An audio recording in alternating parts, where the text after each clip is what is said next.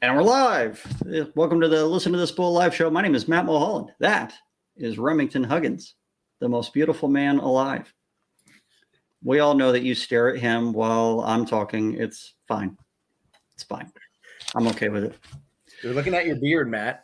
We've already discussed this. Yeah, I highly doubt that. Maybe if I put some glitter in the beard, it'll sparkle enough that people will just be mesmerized as I talk, and it just moves a little bit. But we got a good show today.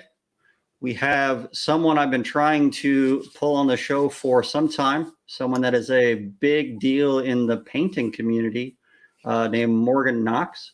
But if you have never watched this show before, you should be aware that this show is live.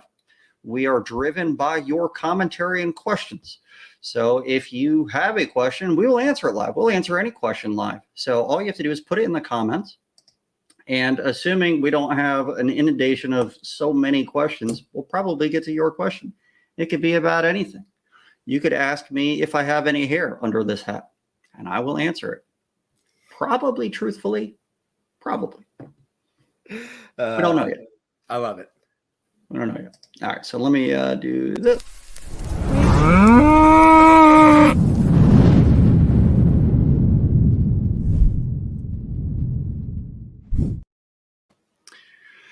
Okay, so we got Morgan Knox waiting in the wings. I'm going to go ahead and pull her on. Morgan. Hello, hello. How are you guys doing? Doing good. How are you? Doing pretty well. I'm very happy to finally get to join you, Matt. Sorry it's taken so long. Yeah, you suck. It's fine. I know. Life pops up. I got, Everybody's busy. That's right.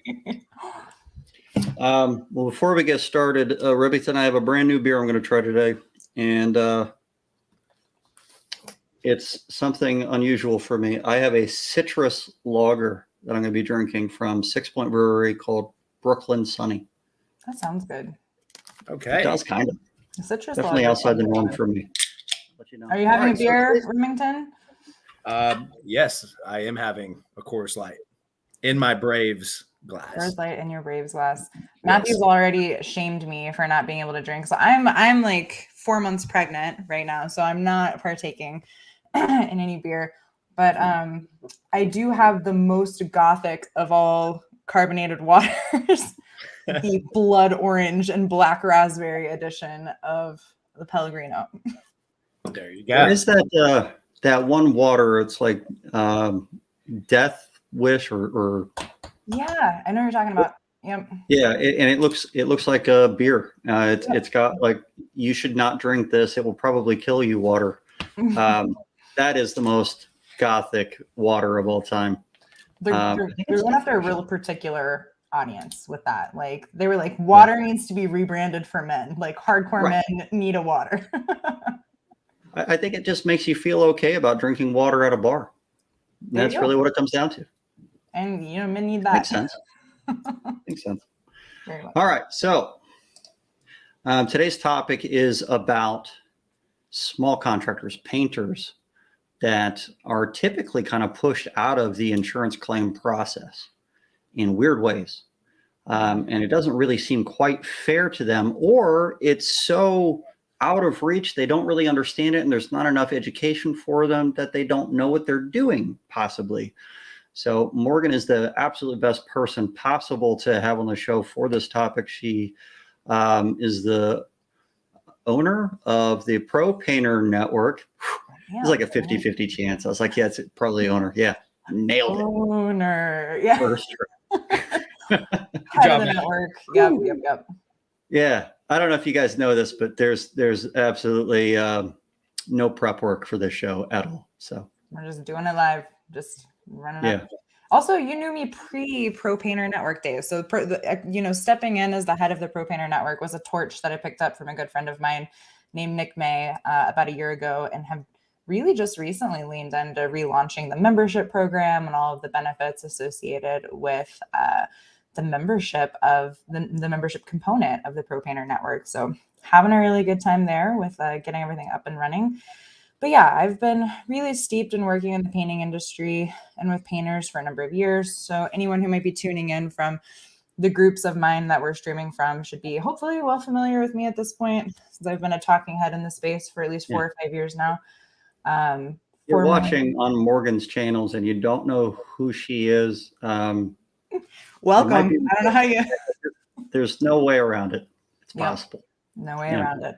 But yeah, so we got to talking about, the whole insurance work perspective in the painting industry. I think really because of my suspicion that it's a much more lucrative revenue vertical for painters than many painters would believe or have explored. So it's something that has been a pretty interesting topic for Matthew and I in the past. Well, I'm glad to have you on here. You and I have been talking about painters for a while and how they don't really understand the insurance world as much. And it has a lot to do with the fact that it's almost like they're shunned. So give me a little bit of background about that so the audience understands what the hell we're talking about. Yeah. So honestly, one of the first times that you and I were sitting down and talking was at I think a roofing industry event, because I do work with a lot of different trades, the coaching side of things too. So in addition to being head of the Pro Painter Network, I do a lot of coaching and consulting work through some different networks like the Conquer Coaching Network. And we were at a roofing industry event and just talking about some of the different changes and legislative updates that were coming down the pipeline that were going to dramatically change the way the roofing industry was approaching insurance claims. And it kind of struck me that I never hear painters talking about insurance work, or I hear it so much more rarely than how prominent and prolific it is in other spaces for how large of a portion of the income that it is for so many other really, really lucrative industries like roofing. So we started talking about that, and I think you and I hosted a roundtable or two in the last year, actually, didn't we, to kind of pick the brains of some of the painters. And I'd say maybe about 10 to 20% of the industry has really embraced insurance work as a core component. And for the rest, the other 80%, there's kind of like garlic and crosses kind of come out whenever you bring it up, because they've been burned so bad in the past, or they've been told that their rates that they would normally bid at are just a complete non-starter, and they can't even enter into the conversation. But yeah, I don't know if you know much about this, Remington, but I know that there's a lot of contractors that I've worked with over the years, mostly roofing contractors, restoration contractors. Restoration guys don't want to be a part of the rebuild, and if they do, they're subbing it out and just getting bids. The roofing contractors barely ever want to do any of the interior work, but if they do, they just get bids. They don't tend to hand it off to a painter to handle their own insurance portion of the claim. I would say, but they will do that for other types of contractors, like personal property, contents people, or if they're handing it off, if there's water damage on the interior, a roofer might hand it off to a restoration company or mitigation company and let them handle their portion of the claim. But they don't tend to do that for painters, or drywall guys, or flooring contractors, or anyone really that's really just their own smaller portion of it. But it has a lot to do with Xactimate, I think. I would say so. Yeah. Xactimate seems to have most of this work done or priced out as if they are painting the entire house, not just a small portion of the house. And so if you were going to bid to paint an entire house, you'd probably bid less per square foot than if you were bidding one room. It does have the minimum charge stuff in there, but it doesn't make sense. It's like $250 or so, something like that. I don't know many painters that will go in for $250. Very, very little. Yeah, very few, especially depending on what kind of materials we're using or and how that's supposed to include the material. Right. Yeah. So, yeah. But, you know, if they're bidding out a normal job, even if they were painting the entire house, if it's an insurance claim, the carriers tend to write out certain line items in such a way that it's way underbid. So how many painters do you know will put one coat on a wall? Oh, dang it, Matt. That was the one thing you had? No, I have a couple things, but that is like the number one thing. I remember I had a claim. There's actually, I think it was one of yours, Matt, and we argued one coat versus two coat with travelers for like 6 months. It was ridiculous. And this was back in the day where I mean, this was probably 10 years ago, but things have changed. But I remember that being a huge argument. And I was like, why are we even arguing? Like, and I remember I deposed the adjuster and I was like, if this is your grandma's house, would you do 1 or 2 coats? That's what I asked him. He was like, I'd probably do 2. I was like, all right, we're done with the depot. I am done with this deposition. So anyway, I had the 1-2 coat thing. I wanted to ask about that because it's like a huge deal. It used to be more, I feel like, but maybe it's still a big deal. And I have some other things I want to talk on too. But sorry, Morgan, I had to answer. No, you're fine. I honestly can't think of any scenarios where you would do 1 coat because you almost always need a primer. You're not, I mean, like if you're doing like a 2-in-1 primer. No, they will do prime. Prime and seal at least the area that was damaged and then paint the entire ceiling, for example, 1 coat. But they do prime the area, but if they're not priming the rest of the paint, but you're onto something there. And my arguments have improved since the 10-year ago scenario that Remington had to deal with. The instructions on the paint cans often say that it's going to require 2 coats, even if it is a 1 coat hide primer and paint in one thing. It often says you might need a 2nd coat to get rid of brush and roller marks. Right. Yeah, it's one of those things where if painters were a little bit more versed on some of like the industry standards, like craftsman operating procedures through the National Association that kind of regulates those standards, is that good fodder to like bring to the table? So that's kind of the other piece of this is I think that most painters have no idea that they can kind of enter into this as a negotiation with whatever general contractor or remediation contractor that they might be working with. So there's not even a conversation happening with 80% of the industry. No, you're right. I mean, the painters don't necessarily know how to argue this, but some of them do. You said about 10% are treating the insurance. This is their major market. Yep. But a contractor that doesn't want to deal with interior isn't going to fight for these things for the painter. And they're just getting bids from the painter, and they want the painter's bid to be well under what's being paid for in Xactimate in order for the contractor to sub it out to that painter.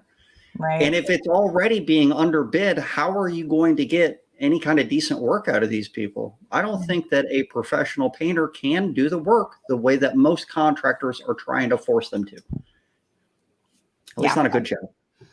I would agree. What kind of businesses are you working with whenever that's the priority? One of your Facebook followers, because this is from you, your pages, thinks that I have an incredibly good point. I think that's great.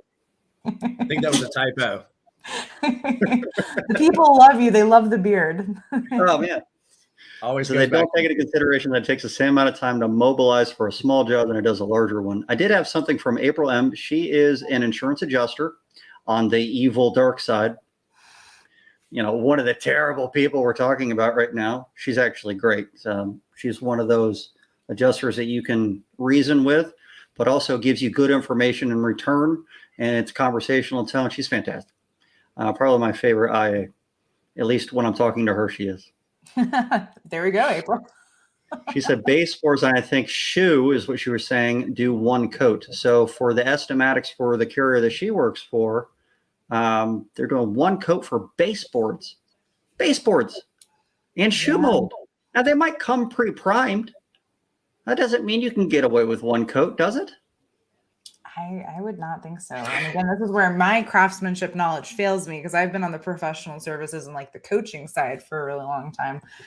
But I'm really curious to see how people tune in here. So, and we were talking about how there are some people who have realized that they can make a relationship out of this. And so for that 10 to 20% of the industry that I've seen that this is actually a really foundational part of the business or something that they embrace seasonally because it's really lucrative for them whenever the rest of their self-generated or residential work slows down.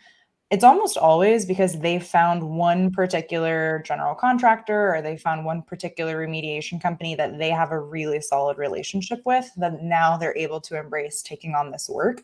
And so that seems to be kind of like the golden goose of what people are looking for in this space. I have almost never heard of, I don't think, of a painter learning Xactimate and going through the process of, taking care of the claims portion for themselves. Not to say that it doesn't happen, but I'm struggling to think of any time I've heard that brought up. Yeah, that's been my experience as well, but only because they started out as painters. I've seen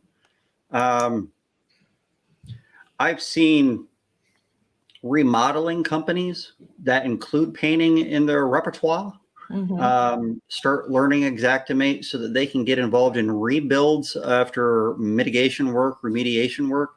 Because a lot of the mitigation, remediation contractors don't want to deal with the rebuild. In fact, they wash their hands of it and walk away, and now the policyholder has to figure out the rebuild themselves. So having a contractor that is able to come in and understand Xactimate and insurance claims and how they work, there's definitely a market for a contractor to come in and do a full rebuild, everything on the interior, and take over that estimating from the policyholders so that they can work out a proper bid with the carrier, because it's not going to be done right otherwise. And most likely the mitigation company didn't negotiate that portion of it at all. They can't legally in most states, if they're not the ones doing the work, they can't even discuss that portion of the bid. Interesting. So if there's no public adjuster involved to help negotiate that, then the contractor coming in discussing their own bid, they'd really have to have some idea of what's going on with Xactimate or Symbility or one of those programs on how that stuff is estimated. Poor Remington looks so lost in this conversation. The poor guy. No, I'm not. I'm grasping all this information. And I face these issues without thinking about it. And I think it's just because of like what we touched on, where it's not necessarily, it's always like usually the general contractor that we're talking to and that conversation between me and the painter never really happened. But these are issues and matters that we always talk about.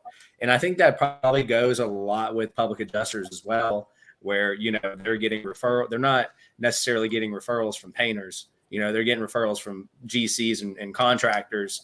And so that's who they're having the communication with. It's actually opening up my eye. I mean, I argue this all the time, and everybody should, whether you're an attorney or a public adjuster, but paint is a trait. It's actually a trait. You know what I'm saying? And so when I say, and I even say gutters, roof, drywall, like paint is a trait. And it's funny how I've been. So is drywall. Yeah, I know. That's what I say all the time. And the carrier came up with this 3-trait rule, 15 years ago. And now it seems like I call it crawl fishing. They're backpedaling off of it because I bring up paint and they try to act like it's not. But it truly is. I mean, there's a profession strictly for painting. Oh, yeah. And so this is a great podcast to remind everybody, not in the sense of and arguing that it is a trait and these GCs are, subbing this out and so forth. So it's just, it honestly is kind of bringing back just a lot of matters that I've argued when it comes to paint itself, because it's pretty crazy. No one's had this podcast before, and it needs to happen. It's funny to hear you say that too, because actually being so steeped in the trade and in the industry for so long, I forget that people don't realize how involved it is, like how much of a level of craftsmanship goes in to really knowing the trade. I mean, coatings is not, it is not a simple science, and there's an entire. What are you talking about? Any homeowner can paint their own house. Any homeowner can paint, and we've seen what that, and we've seen what the check on a truck look like. It's kind of funny because there are so many components to working with skilled trades, painters being kind of the first one, but also a lot more in like the landscaping space that as an end user, I was totally oblivious to, things that I just didn't notice, I didn't know enough about. And after spending some time steeped in the industry, it's really funny that you'll find yourself traveling around and you're like analyzing the quality of the coatings in the hotel rooms. And you're like, what did they can't caulk a straight line. They're painting over the door hinges. Like, what the hell happened in this room, And that's for me, not spending any time in the field whatsoever. So it's kind of funny to hear that other side, that it really does very often just kind of get pushed to the side, although there's no skill involved, and it couldn't be further from the truth. Yeah, as someone that travels quite often, I can tell you, if you get into a hotel room, you need to put blinders on immediately. Don't go looking around. There's going to be mold somewhere. Just don't. Don't even do And it. definitely don't bring black lights. Bad idea. Oh, You'll never I sleep can in a only hotel imagine again. you combing through a hotel room with black lights. Terrible idea. Now, if you're investigating a loss at that hotel, then you can look around and there's freaking mold everywhere. How much of that mold was pre-existing? I don't know. No one knows. No one knows. It's there though. It's going to need to be taken care Yeah. of. It's going to need to be remediated. So we got a question from the audience. How do we learn Xactimate? What is the cost? And who will we then be soliciting work from? Getting into the meat of it here. So how do we take this profitable area of work, this entire revenue vertical that's being virtually overlooked by so much of the industry? How do we attack this as painters in the painting industry? Well, there's definitely some Xactimate trainers that exist. Most of them are training the coursework from Xactimate to get level 1, level 2, or level 3 certified in the program. A level 3 certified. In English, Matthew. Yeah, I'm getting there. A level 3 certified person is someone that would be considered an expert in using the program. You have to prove that you know how to use it. Got it. A level 1 person is someone that has a general understanding of how it's used. But just because you're level 1, 2, and 3 doesn't mean you know how to estimate. It just means that you know how to use a freaking program, and which is all it is. It's a piece of software that is designed to allow you to estimate anything that has to do with restoration work. Mm-hmm. And there's many different nuances to it. You can change almost everything inside of it. You can change your labor rates, your material rates on everything. And very few people do that. And the insurance carriers don't do that. And that causes some issues. It's designed to be manipulated to suit your specific material and labor costs. And nobody ever does that. And I've had arguments over the years with people that say that you should never do this kind of thing. But the real issue is that if you learn how to use Xactimate, it doesn't mean that you've learned how to estimate. Mm-hmm. So you still have to have good estimating practices for your own work. If you put every line item in there for work that you actually perform when you're doing something, it should spit out what's considered an average amount in your zip code for that job. But Xactimate doesn't seem to do that very well for certain trades. Painting, it doesn't seem to do very well for. Well, and it also might be, and I think April has another comment that we'll probably pull up here that she just posted about how painters miss out on certain line items and charges, like things for masking, content move out, additional cuts in time. It sounds to me like there's a complete difference in how you have to put together an estimate and present that to an insurance carrier compared to how most of these guys are probably used to presenting and dealing with estimates when it comes to your average residential homeowner or even some of the GCs that they might be working directly with. Yeah. Tim Miller from your group says he's been doing this since 2020. He gets $8,000 to $9,000 a month in recurring revenue from just a handful of large restoration companies. Xactimate repairs are low-hanging fruit. Yep. Are they? So, Tim, I'm curious. Put it in the commentary. Are you getting enough money from Xactimate when it's built correctly to be able to do the job? And preferably answer that about residential work, not just commercial jobs. Because I can tell you commercial work is a completely different animal. And there is quite a bit of money if you're working with a restoration company that has large losses in interior work and you're able to do drywall and paint. There's quite a bit of money here. This is a big market for you painters and drywallers out there.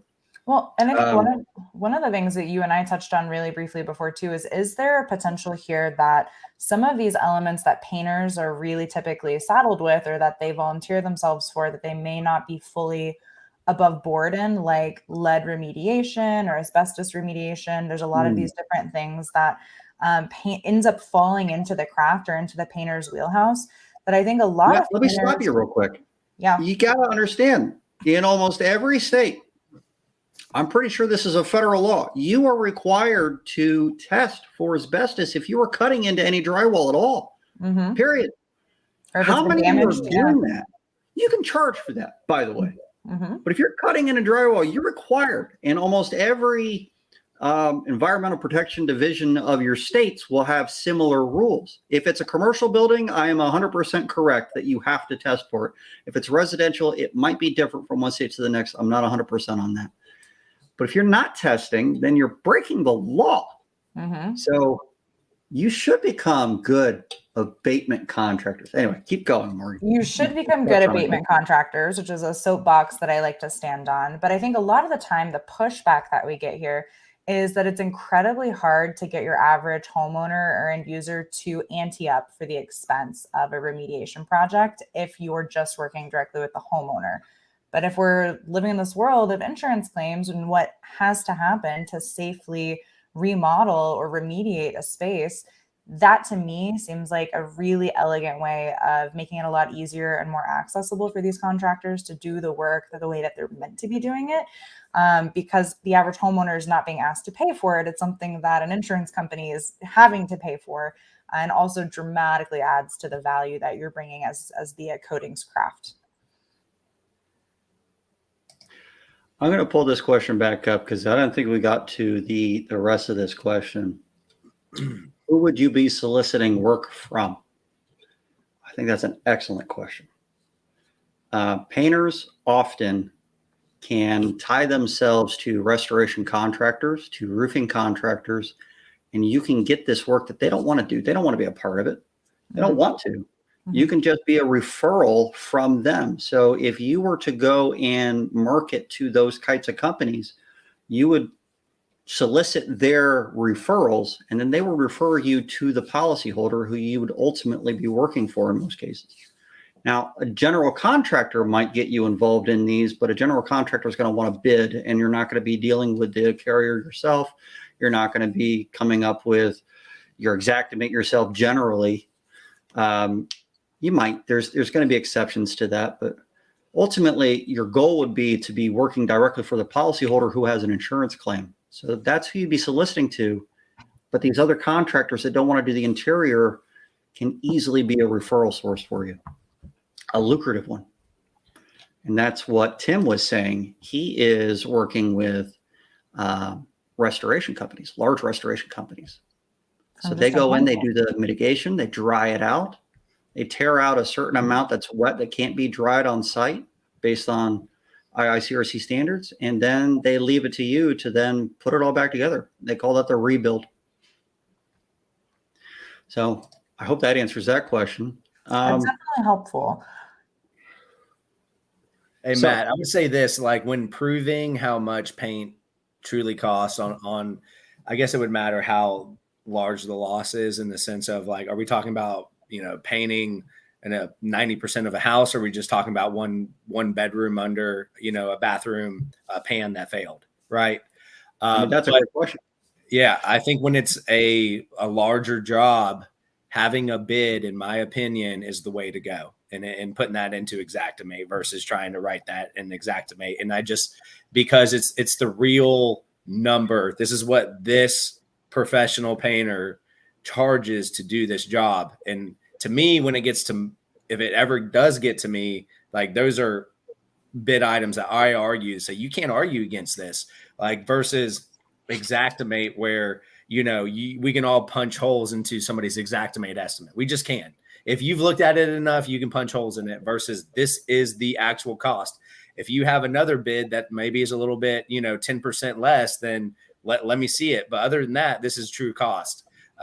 To me, that goes, it just proves the point more, and it's better evidence than an Xactimate estimate. So I agree, actually. And I teach roofing contractors this as well. The legitimate roofing contractors that don't want to argue with an insurance company. They just want to get paid for the insurance work.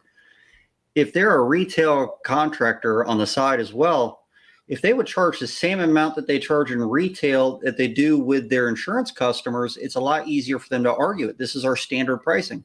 Generally speaking, contractors aren't using Xactimate on the retail work. So why should they use it themselves on the insurance work when it should be roughly the same price?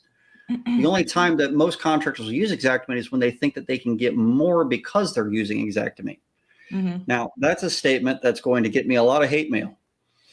So this will be fun. That's why I'm drinking beer, gentlemen and lady.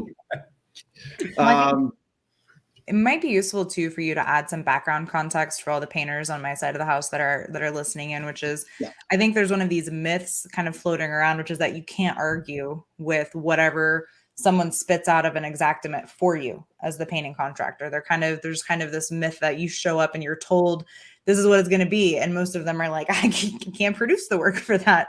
I would rather not take it, you know. I think that's a really good point. So here's the deal. Insurance companies, and April, if you're still listening, I'd love to get your commentary on this. Insurance companies write estimates.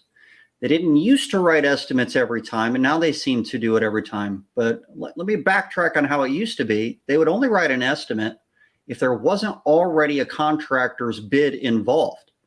And they would write that estimate because there wasn't something there already. They needed to figure out what that initial ACV payment was going to be for a policyholder, and they needed to set what they call a reserve. So the amount of money that the insurance company is going to put to the side for that claim, and they have to put it into a specific account, and they have to have so much in reserves to be able to cover their actual claim cost. Someone had to figure out how much the reserve for that claim was, and there wasn't a contractor involved. Well, after roofers kind of screwed it up for the industry a little bit, and they did, you know who you are. Now it's standard practice for an insurance adjuster to write an estimate. And a lot of times that is to set the reserve, but also they just want to have a separate estimate. Roofers won't typically write an estimate for themselves. They'll just get the carrier's estimate and then supplement or ask them to add more to it. And you've used Xactimate, but you forgot this line item and this line item and this line item. And they send in a request for these supplement line items to be approved because they have a contract that says they'll do the work for the amount the insurance company approves. Call it a contingency contract. And that's kind of a problem. If you have a regular contract where you say, I'm going to do the work for this amount and the policyholder signs off on it, it doesn't matter what program you use. That is the amount that is incurred by the policyholder. Insurance policies pay for the amount that is incurred to the policyholder. If the insurance company disagrees with that amount, they have some remedies in the policy, such as appraisal, litigation, maybe mediation. There are different remedies in the policy for those situations where there is a disagreement over the amount of loss, which is the dollar amount of how much it's going to cost to bring them back to whole.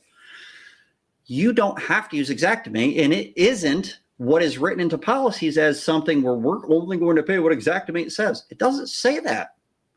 These policies are contracts. They have specific words inside of them. Those words are contractual terms. If it doesn't specifically say it, then they can't hold the policyholder to that. So they can't force someone to use Xactimate numbers. Now, and I love that Tom Hamrick is chiming in here.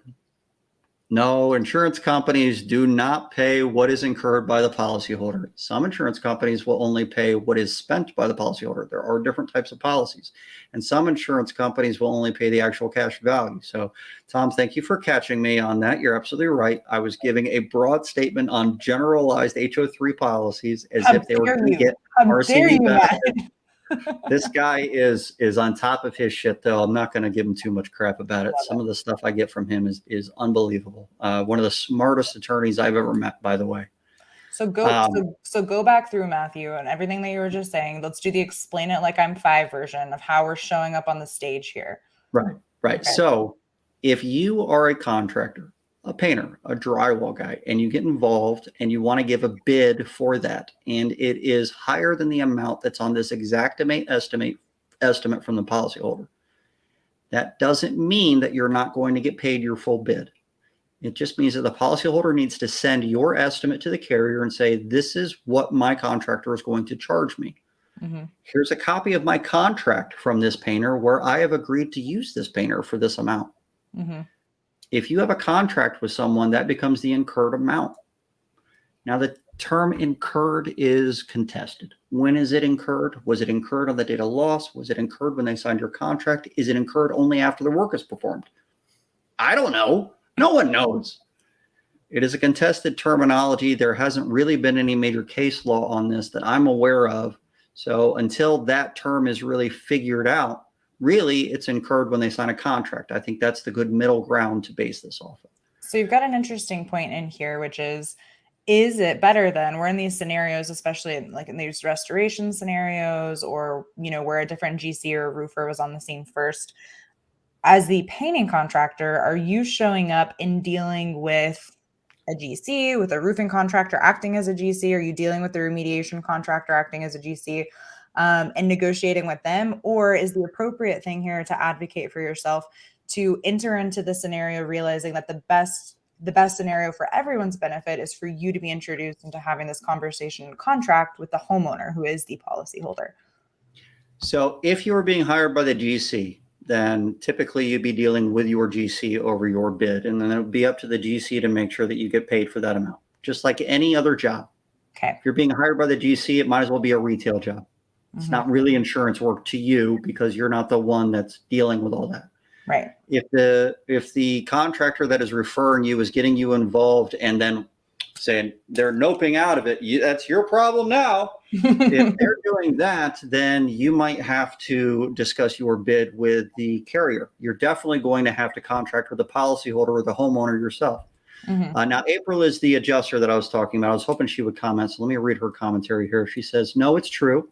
You don't have to use Xactimate, but you are expected to provide a breakdown to be able to compare estimates and make sure you're not charging for something not covered. You're not trying to upgrade. You're not trying to double cover what mitigation might have covered. And a lot of contractors do that. So she has a good point. I'm glad she wrote that because I was forgetting that part. I think that only comes writing it. Matt, that would only come into play if that bid is, 40% more than that carrier's Xactimate estimate. If it was less, you wouldn't ask for a breakdown. So to me, I'm just being honest, right? Even if they are double dipping, if it's less, they're not going to ask for a breakdown. Or even if it's maybe just a small percentage higher, it's only when it's blown out that's when they want to have it break down. But that's just my 2 cents. It's going to be 40% higher because they're going to have one coat on things, and they're not going to have priming of the whole wall, and they're not going to have there's a line item for wiping the walls down before you do any painting. If you're not doing that, then you're not doing the full job as a professional painter. Takes time, costs money. Well, masking and all that stuff is all separate line items. It's not really. There's a certain amount of covers for light switches that are taken off in a room. But if there's more than that being taken off, then that's a separate line item. There's all kinds of stuff in Xactimate that it's really broken down as almost like a nickel and dime scenario. So you can break it down to the smallest point possible. But there are estimatics that insurance companies have where they say to their adjusters, this is what we pay for. And those estimatic guidelines are supposed to be broken after an actual contractor gets involved. Those are there for the adjuster to use for their estimating guidelines if they're writing a bid for actual cash value or the reserve, and there's no actual contractor being used. So if there's a legitimate contractor, a bona fide contractor even, then your bid has more weight. But April is right. You might have to break down what your bid is including so that the carrier can prove that you aren't improving the property over what it was beforehand. So then there's an interesting piece there too, because we were talking about how the coding side typically gets kind of gets shoved to the side as though it's not a real craft and there's not nearly as much involved in it. But there's a lot of scenarios that I could see here, depending on the property, depending on how high end it is, the commercial setting, or in some of these areas where there's a big historical home piece where the restoration piece, rather than being an upgrade, what am I trying to articulate here? I feel like there could be some scenarios where somebody who's not the trained craftsman in coatings is making an assessment that a certain type of product should be used, but there's probably a pretty robust argument that could be made that higher quality coatings are justifiable for a true restoration and it not being an upgrade. And that may be something that is also kind of flying under the radar for most of the coatings contractors in the space. I would agree with you on that. And I want to say, because of April's comment, is I do agree with her. I just to make sure somebody's not, doing the improvement to, and I'm not talking about RCV improvement. I'm talking about going from 3-tab to an architectural improvement, right? But in painting terms, so just so we're all on the same page. Maybe MDF baseboard to pine. Exactly. Right.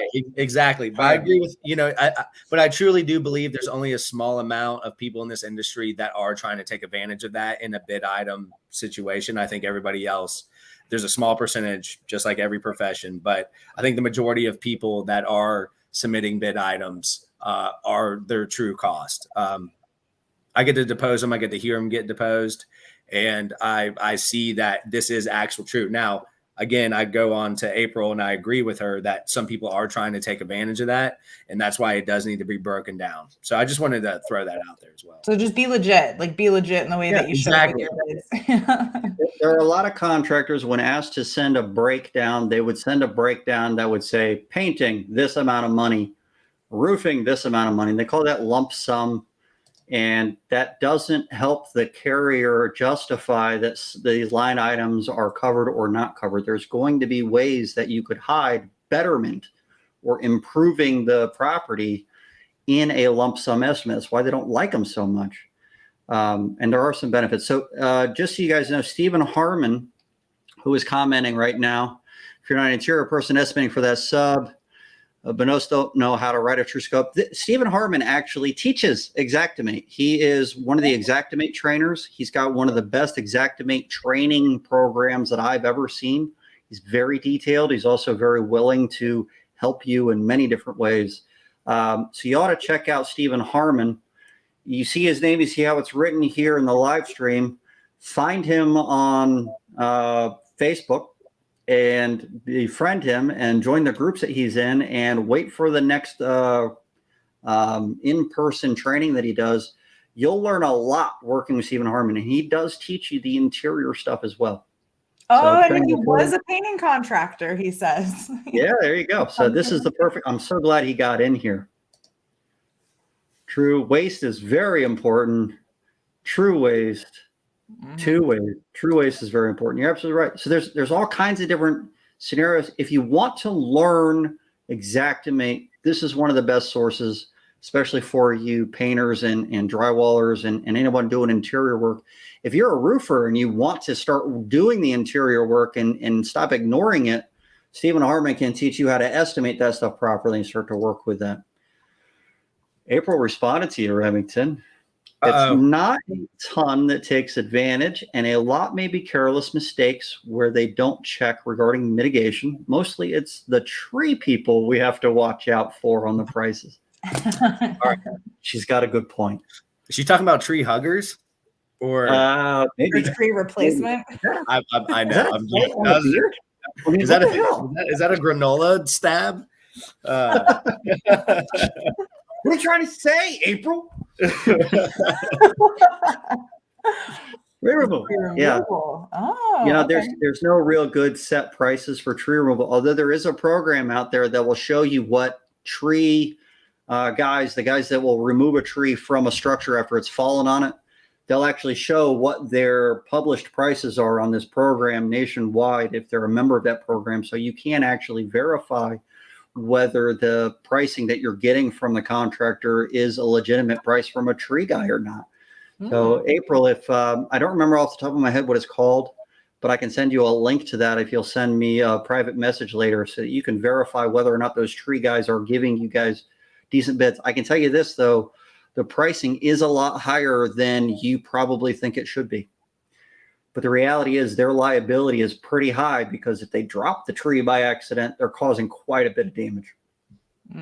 But yeah, no, I'll send that to you. If you'll remind me, I'll dig to find the name of that so you can verify that kind of stuff. And you can see. And what April wants to do here, just like any other insurance adjuster, they want to verify that you're not gouging.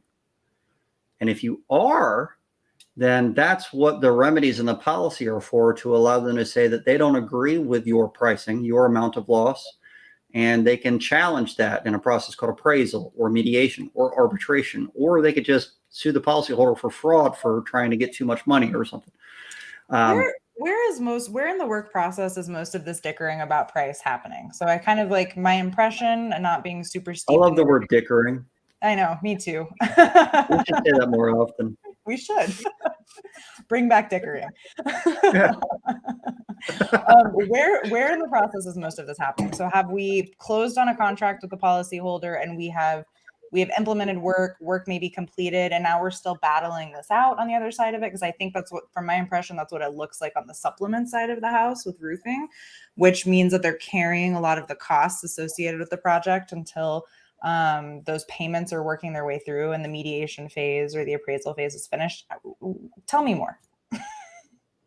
Well, as I'm trying to take the stance of a painter in this case, for most public adjusters, even before the work is even contracted, they might argue the payment amounts. And for your painters in your network, a public adjuster is an insurance adjuster that works for the policyholder instead of the insurance company. So they would be opposition to the insurance company. They would say, well, no, you owe this amount, not that amount. And they would use policy language, all this kind of stuff.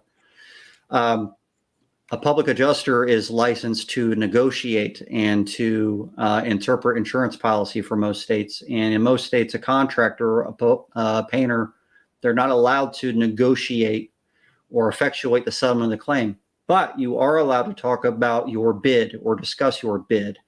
And that's what you're doing when you're saying that, well, this is how much I charge. I'm not going to accept the amount that you're saying that you'll pay, because the carrier is going to try to save money in some way by trying to say, we'll only pay this amount. And they'll almost bully the policyholder at times.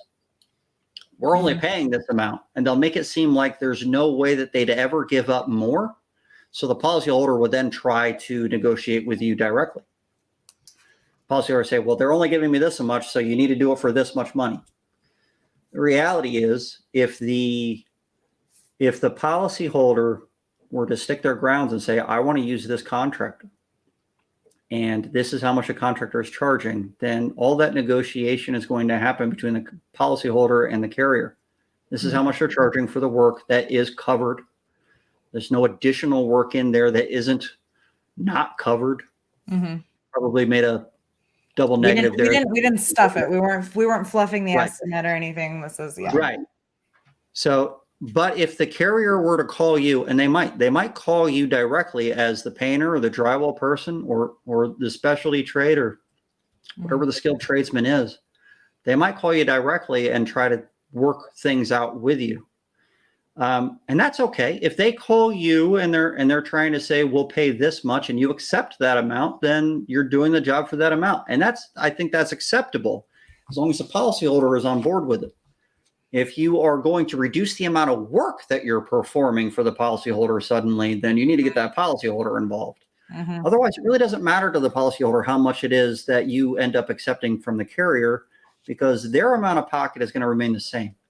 The policyholder pays out of pocket is their deductible. And any improvements that they're asking you to perform on what they currently have on their property, their betterment. So as long as you aren't charging the insurance company the betterment stuff, then you'll collect the deductible from the policyholder. That's all that they're paying. And if you accept a lower dollar amount for the same job, I think that that's acceptable for you to say, yeah, I'll do it for this price. But whatever that scope of work is, needs to be a proper scope of work for the job. You are the professional doing it. You don't want to do something negligent. So if you can perform the work for less scope of repairs than what is being said, then you should write an estimate for that lesser scope of work. But if you can't, don't let the insurance company say you don't have to do this, you don't have to do that. It's still your workmanship that's on the line. It's still your liability insurance if it doesn't work out. So you need to stick to your guns on what the proper methodology of repair is going to be. And if that means you have to stick to your guns on 2 coats of paint, then you have to stick to your guns on 2 coats of paint. Or if you're scraping popcorn ceilings. Right onto your your exposed face because you don't have any personal protection on, and lo and behold, it has asbestos all throughout it and shit. And because you've told yourself no one's going to pay for it. Right. No one's going to pay for the proper remediation. Well, insurance will pay for it. So you're taking less money and you're getting cancer. It's a win-win, really. It's not a good look, guys. It's not a good look. Matthew Mullen is correct because the storm tree guys will be overwhelmed during these storms. I was a file reviewer back in the day, just fair and reasonable, but during a storm, fees will go up. That's true. It's not necessarily gouging. It's a supply and demand issue. There is a point where it becomes gouging, though, and I think that's what the carriers are worried about. But they will accuse people of fraud if it's so much more than they expected sometimes. It's crazy. So maybe that's a good point to enter into the conversation about kind of some of the differences here between the perspective of what's price gouging on labor versus what's supply and demand, because we know that labor is incredibly hard. Skilled labor is even harder.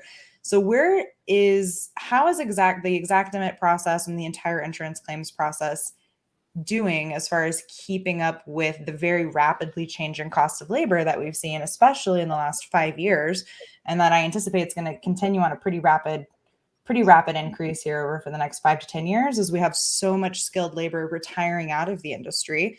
Demand for that's incredibly high. Yeah, Remington, do you have any cases that have resolved that way where you've had this issue? I mean, try to get custom cabinets paid. Jeez. I mean, seriously, go. Like, you know, and I apply that to like being a, you know, professional painter, and that's your craftsmanship and everything else, where there is a different level. Mm-hmm. They just don't want to pay that different level. It's always a fight. Unless it's, you know, even with the top premier carriers is still like a fight now. I feel like a lot of this is, if you came in with a bid, they're going to say, I can get somebody to do it cheaper. You know, it's always that back and forth. I kind of always thought, you know, just through this conversation, I remember back in high school, somebody ran into my bumper and we got 3 different bids and we went with the middle bid. Like, does that ever come into play here in property? You know, like real property insurance? Like, I feel like that's like 1930 appraisal or something, right? Like you go with the middle bid, but no, it is always a fight when there's a craftsmanship, when there's that extra love or touch to any type of paint or build back, whether it's cabinets. It's always a fight. It truly is. Yeah, I think that this is part of where being a better advocate for yourselves about the craftsmanship elements and what's a true restoration versus the quality of work, that how substantially that quality of work actually suffers, because it's really not just a matter of, I mean, it is a matter of attention and care to detail, but there's a substantial difference in end product between skilled application and what we call the chuck in a truck. That's, yeah, I'll show up and I'll roll those cabinets. You know, I think there's a good point there, though. If, you know, insurance companies owe for like, kind, and quality. So they're replaced with materials of like, kind, and quality. Sometimes they don't specify materials. They say they're replaced with like, kind, and quality. Quality of the material is one thing, but quality of the labor is another. If they are rebuilding to the same quality standards of work that was currently done, then they might be paying more for a true professional painter that's going to do a quality job versus what the DIY job was before the damage occurred. So, but most policies, when they specify they'll replace with like kind of quality, they're specifying about materials. And then the repair itself has to be done in a workmanlike fashion. What does that mean? Yeah. I mean, well, there's a whole area of argumentation to be had on that with the coatings industry, because there's a substantial difference in skill set necessary and tool set necessary for different types of coatings. And I think that could be a piece that's completely left off of the table, depending on who's taking a look at different bids or who's trying to create claims. I mean, there's a lot of different, you know, manufacturer specific certifications, like Fine Paints of Europe is a really good one that comes to mind, where, you know, there's routine classes and certifications and workshopping that's happening just to be a vendor that's really capable of dealing with that coating material. I almost want to go into being a vendor for the carriers at this point, but I don't think that that's probably smart, considering we have about 7 minutes left. That's a whole nother topic. But you could do that if you were a painter. You could get into some of the preferred vendor stuff and let them tell you how much they're going to pay you, and then after the fact tell you they're going to pay you 10% less if you want to. Or you could actually do a good job and get paid for what you actually perform instead. But, you know, not going to get into that. Not naming names here. But I can tell you, if you're going to do your job, you should do it to the best of your ability. You should do it to code, and you should do it properly. Insurance companies always pay for proper repairs, right, Remington? All the time. That's what they owe for. They can't force you to have an improper repair. They can't put you in a situation where they are forcing you into negligent repairs, because that's the only thing that they'll pay for. There are cases across the country where the insurance company underpaid, refused to pay a legitimate bid from a legitimate contractor, and then the policyholder had to, with that bid, get a shitty contractor, for lack of a better term, that was going to do it for the amount that the insurance company claimed. And then the work caused more damages, and the carrier was footed with that bill for the additional damages because they didn't pay for it properly, knowing damn well that they should have. So it was laid at their feet as their liability for underpaying the job. A lot of those cases come out of Texas. In fact, Tom Hamrick, who was on here earlier, pointed a lot of those out to me. Really, really great source of information he is. But just because the insurance company is underpaying doesn't mean that you can't probably come to some kind of an agreement. This isn't an uphill battle on everything. Most adjusters in reality are fairly decent to work with. We tend to remember the ones that are the worst. Remington remembers all the worst claims because he only gets the ones that go to litigation. All right. Problem all child. the cases are shit for Remington.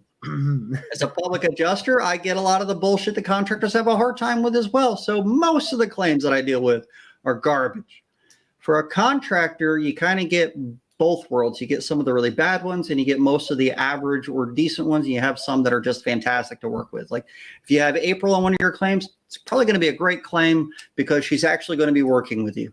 But the average ones, they're not going to stick in your head. And the ones that are really out there that just piss you off beyond belief, you just can't stop thinking about because, God, how could they possibly think this? Look, those are the bad faith claims where the carrier is clearly just trying to say no. Or you haven't presented a proper proof of the loss, or you haven't really established that the damages have occurred as a result of this, and that this is the actual amount that it needs to be repaired with, because you haven't given a full documented report properly. And there's a lot of education out there on how to do that.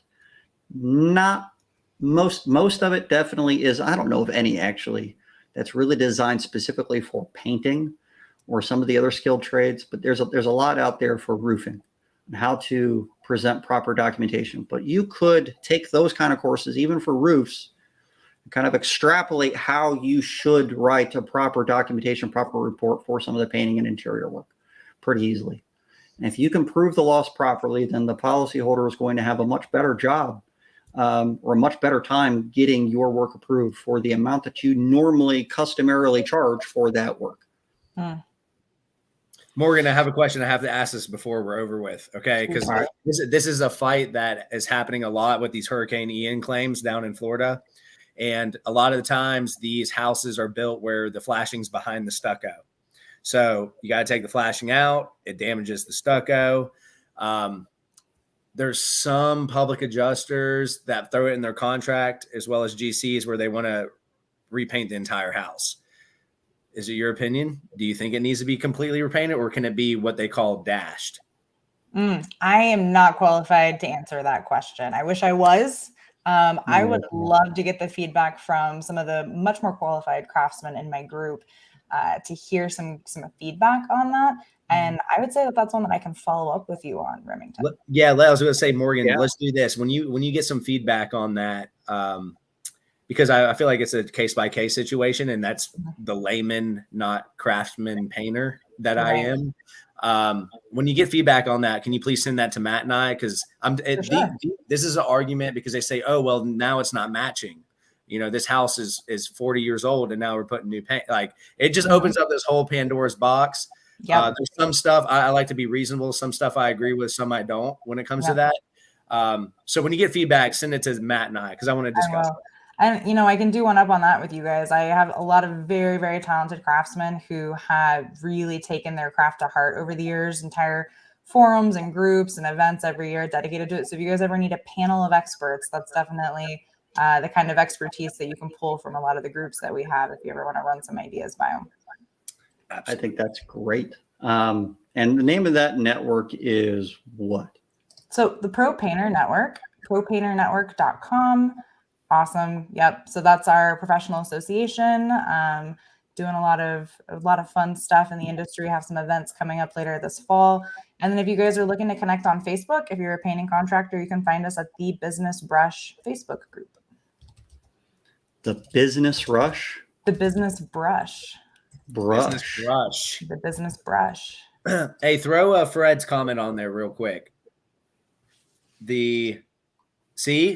I guess it goes by the case-by-case situation, says Fred. How faded the paint color and sheen are, an exterior touch-up is not likely to match well. Now, not every state is a matching state. Right, and I said Florida with you. Is it a reasonable uniform appearance? And that's where you're gonna definitely want to defer to the craftsman on that, because the truth is it's kind of like saying that you could just paint a patch on a wall. You can't. That's not a like kind repair. That's not a true restoration. And so I think Fred's got a really, really great answer. What if it's in a dark room that barely gets any light? If the homeowner's blind, then maybe right. Anything would be fine for a blind feel homeowner. The difference in the seams. Hey, I'm being honest. This is a huge argument right now in Southwest Florida with the whole stucco dash versus repaint. And we're talking tens of thousands of dollars potentially on a house, regardless how big it is. But I think your best argument there, Remington, is probably going to lean into there's two main functions when it comes to coatings. There's protective function, but there is aesthetic curb appeal, which is a lot of the asset value of the home is tied up in that. And there can be some really powerful arguments to be made. An interior and exterior work, that color mismatch, the paint very clearly not being in alignment with each other. I mean, it impacts sale prices, it impacts value. So I think that's probably where your most robust arguments when it comes to color matching are going to come from. Yeah. Yep. I agree. It's interesting. It's a whole stipple level over here. Stipple level. You know, how much stippling is done on your I think you need to have another episode with Steven on here and pull in some of the painters. I think this warrants a whole other conversation with a much more in tune part of the audience than me. I'm just sitting here and from the business coaching perspective with all of my suspicions. And my suspicions are that there's a lot of money being left on the table when it comes to insurance work for painters. We got another comment. There's a standard when it comes to the complete repainting.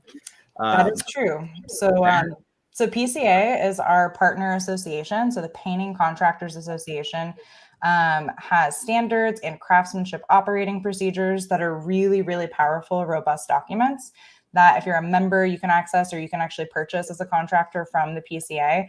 That is going to be all of the foundation and fodder that you would need to, I would say, fancy up your language when you're dealing with insurance claims to really show the proof of concept that there's a lot of science behind what it is that we're doing. And it's not fancy up that language. Fancy up that language. You need to fancy that up. You need to get some PCA in there, baby. It's hard. People are throwing around words like stipple, you know? I can't argue with that because I don't know what it means. Matt, we should have brought up this question about at the 30-minute mark, but this was a great show. It was a lot of information. If you're in this industry, you need to listen to this because to me, it just brought back I don't know. It's eye-opening. It's you're right. This needs to be argued. The homeowner or commercial building owner needs a professional painter. It is a trait, insurance companies. Yeah. No, this is fabulous. I love it. Yeah, Tom jumped in with a comment there at the end that a harmful change in appearance in some jurisdictions is injury to property. So if we're having that conversation about mismatch in color, maybe another side of that question is if somebody came up and splashed paint up on a wall that was a mismatched color, is that damage? Yeah. It's vandalism, possibly. That is vandalism. They intended to do so. It's damage because of the aesthetic, right? Because the aesthetic, a huge portion of the value is in the aesthetic. Remington, you need to get some video of the policyholder going, my eyes, after they look at it. That way there's a harmful change in appearance and you'll be all set. Perfect. There you go. I think that'll work. Morgan, it's been a pleasure. Thank you so much for finally coming on. I think we need to continue the conversation. Remington's right. There's so much more to unpack here in order to do it in 1 hour. That's insane. And we can continue a lot of this conversation on your groups and continue going there. But I'll gather the appreciate you being on. I'll gather the paint posse and we'll have another conversation about the craft. That's a great idea. Get rid of this. All right.